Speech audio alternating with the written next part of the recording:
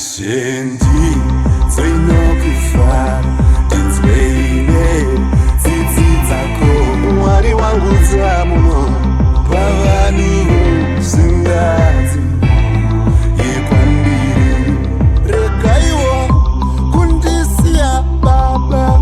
Kana ndiriwo wamutadzi Wona ndinoku Ipapamo Yo asiu Yaipandiri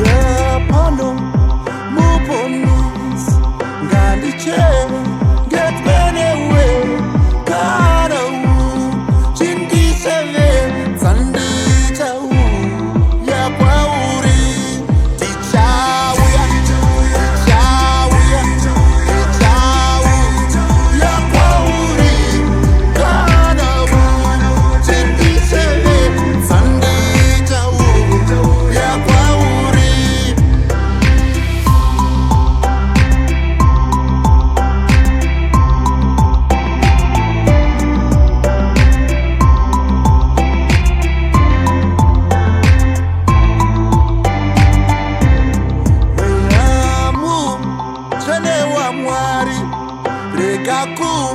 ndipura ngaliwo mendiribo utaurai swire simba taura Yesu taura Yesu taura Yesu swire simba